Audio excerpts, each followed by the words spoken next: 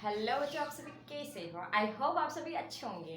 कल्पना science classes में आपका हार्दिक स्वागत है। ठीक है, तो आइए अपन देखते हैं जीवाणु से होने वाले रोग, जिसमें अपन पढ़ रहे थे।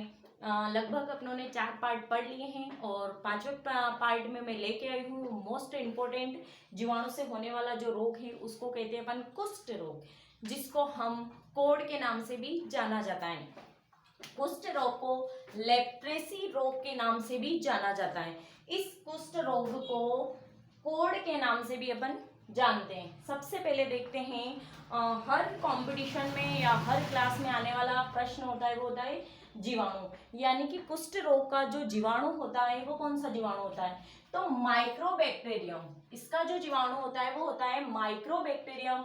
और इस कुष्ठ रोग के होने के बाद जो अंग प्रभावित होता है वो होता है तंत्रिका तंत्र। और तंत्रिका तंत्र के साथ साथ ही अपने त्वचा जो होती है उस पे लगभग डार्क सर्कल हो जाते हैं, यानी कि त्वचा भी क्या हो जाती है, प्रभावित हो जाती है। अब देखते हैं हम इसके लक्षण क्या क्या होता है। निशान बनना, आपने देखा होगा कि हाथ पैर या मुंह पे किसी के वाइट वाइट सर्कल जैसे बन जाते हैं, डार्क सर्कल बन जाते हैं, जिसको इस कुष्ठ रोग की वजह से बनते हैं। मांसपेशियां कमजोर होने लग जाती हैं। मांसपेशियां जो होती है, जहां पे भी कुष्ठ रोग होता है वो मांसपेशियां जो होती है वो कमजोर होने लग जाती हैं।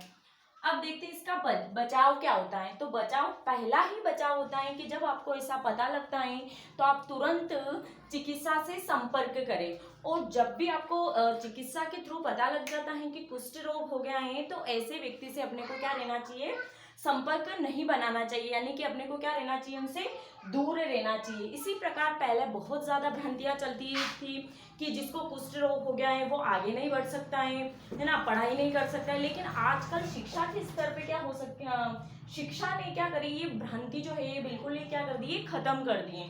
ठीक है ना। इसी प्रकार आपने एक और जैसे इमारतों का भी कुष्ठ रोग होता है।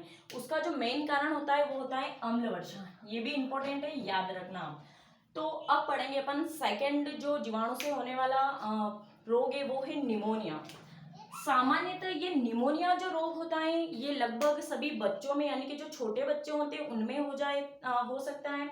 और अधिकतर जो होता है ये छोटे बच्चों में ही होता है।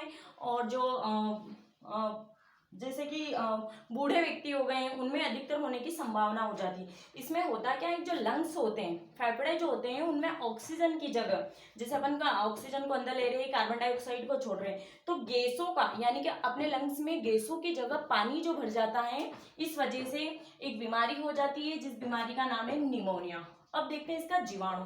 इसका जो जीवाणु होता है स्ट्रेप्टोकोकस, स्ट्रेप्टोकोकस निमोनी नाम का एक जीवाणु पाया जाता है। ये क्या होता है, श्वास के द्वारा या फिर हवा के माध्यम से अपने लंग्स में प्रवेश कर जाता है, जिससे अपने लंग्स जो होते हैं वो कमजोर हो जाते हैं। और अगर ये निमोनिया रोग जिस व्यक्ति को हो जाता है उसमें ऑक्सीजन की कमी होने लग जाती है। अगर ऑक्सीजन की कमी होने लग गई है तो अपने जो श्वसन में भी प्रॉब्लम होगी, ऑक्सीजन की कमी हो गई तो फिर इम्यूनिटी सिस्टम जो होता है वो कमजोर होने लग जाता है। और इससे क्या होता है, बार बार कंपकपी के साथ ज्वर यानी कि बुखार आने लग जाता है, बार बार अपना सर दर्द रहता है। और इससे जो प्रभावित अंग होता है वो आपको पता है, अगर लंग्स में प्रॉब्लम हो रही है तो श्वसन तंत्र, इससे प्रभावित अंग जो रहता है वो रहता है श्वसन तंत्र। ठीक है ना। इसका उपचार जो होता है, एक प्रकार की एक टैबलेट्स आती हैं जिसका नाम होता है, इसका उपचार देखते हैं अपन। टैबलेट का नाम है इरिथ्रोमाइसिन व टेट्रासाइक्लिन एंटीबायोटिक लेके हम इस निमोनिया रोग से मुक्त हो सकते हैं। तो बच्चों, कैसी लगी आज की क्लास?